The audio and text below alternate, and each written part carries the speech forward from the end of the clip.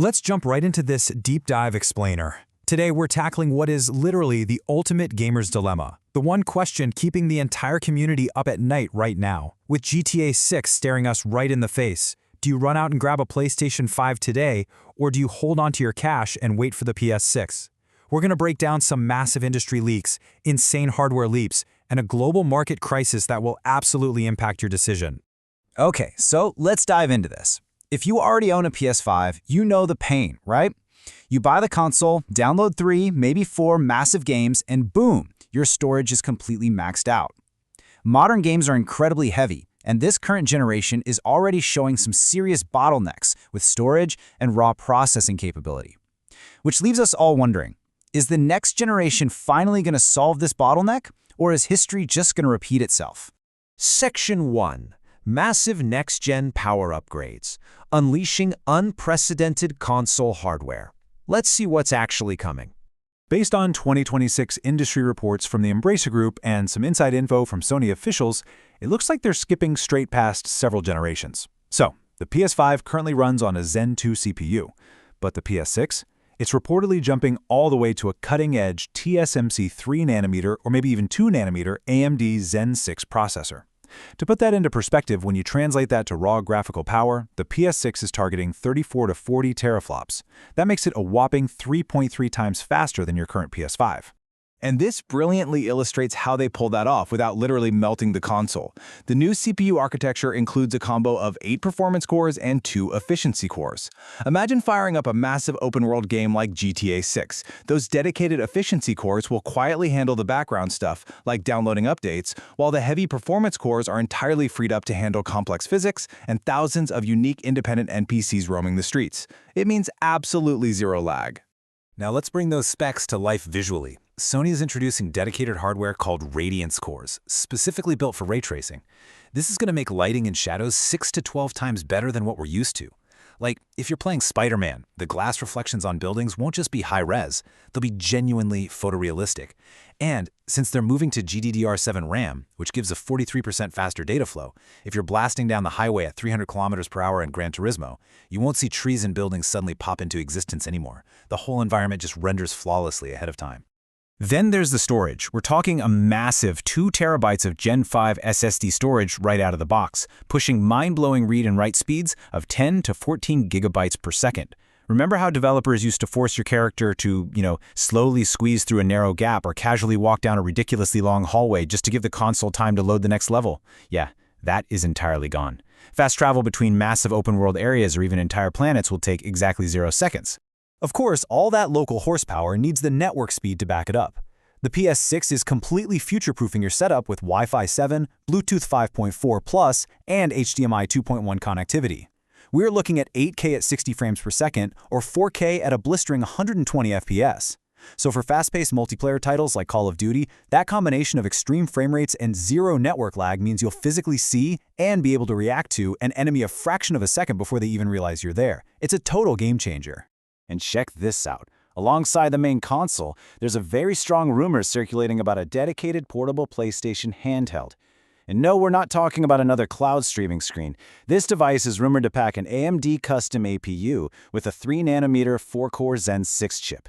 Basically, you could be in your living room playing a massive, heavy title like God of War, realize you need to leave the house, and seamlessly continue playing that exact same heavy game natively on the train without even needing a Wi-Fi connection. It's literally raw PS5-level power sitting right in your pocket.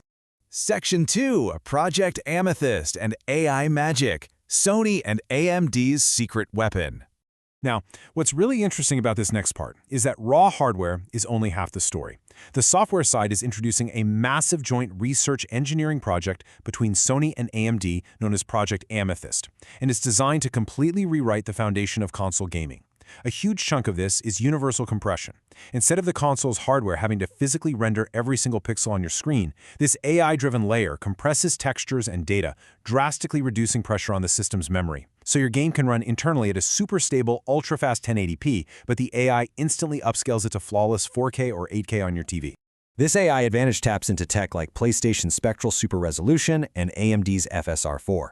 But PlayStation's chief architect Mark Cerny has an even wilder vision here. This AI isn't just for making things look pretty. It's going to be used to give non-playable characters completely dynamic, real-life conversations.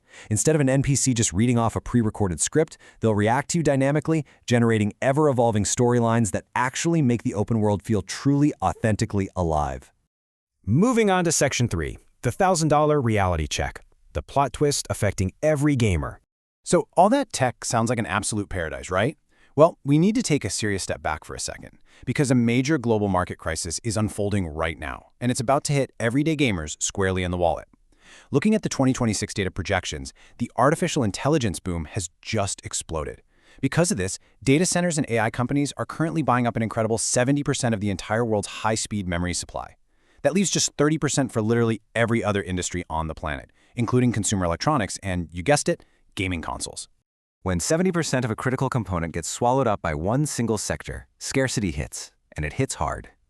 The tough truth we have to face here is that between late 2025 and the first quarter of 2026, the price of this high-speed RAM is expected to skyrocket by a staggering 90%.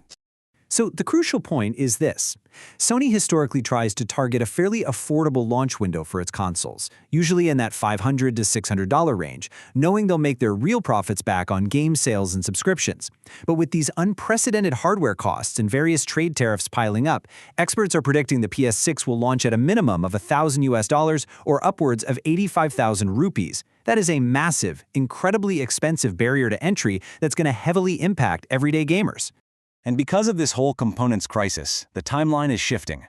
Initially, early industry leaks pinned the PS6 for a late 2027 release. But honestly, knowing a $1,000 console is a super tough sell, especially after seeing the community's mixed reaction to the PS5 Pro's pricing, Sony is reportedly pushing the launch back by 1 or even 2 full years to 2028 or 2029. They're basically just waiting desperately for component prices to stabilize. Section 4. The final verdict. Actionable advice for your wallet. Let's talk strategy. All right, let's bring this all back down to earth and talk about what this actually means for you today. With the delays, the crazy price hikes, and GTA 6 looming right around the corner, what's your most practical move? Well, because the PS6 is getting delayed, Sony knows they have to keep the current generation alive and kicking for a lot longer than initially planned. To hold on to their market, massive PlayStation studios like Naughty Dog are completely shifting their focus. They're actively optimizing their upcoming major single-player games specifically for the PlayStation 5, which guarantees this current console is going to be heavily supported for years to come. So here's the deal for your wallet. If you want to play games like GTA 6 anytime soon, buying a PS5 right now honestly seems to be the smartest move. Hardware prices are creeping up, and extreme component shortages are fully expected within the next year. So grabbing a PS5 while you can still easily find one makes a ton of sense.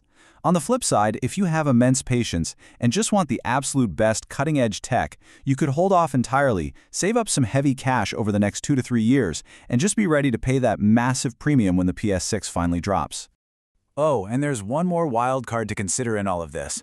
Xbox is rapidly transitioning into a highly digital, platform-agnostic ecosystem. As physical console hardware becomes prohibitively expensive, companies are focusing heavily on subscriptions. This opens up the very real, wild possibility that major previously locked-down titles might become way more accessible across all ecosystems, including PC. Let's move on and see how this all builds together.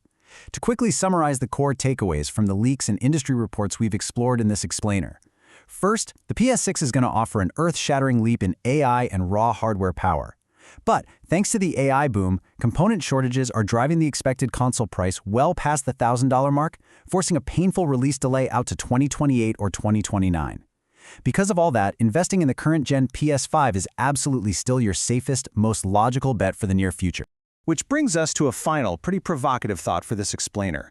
With console prices hitting absolute astronomical heights, release dates being pushed back for years, and game subscriptions completely blurring the traditional lines between platforms, do you think PC gaming will ultimately win out? Will a $1,000 console eventually push everyday gamers away from their living room TVs and onto a computer desk? It is a massive shift in the gaming landscape, and I cannot wait to see how it unfolds. Keep learning, keep questioning, and I'll see you in the next one.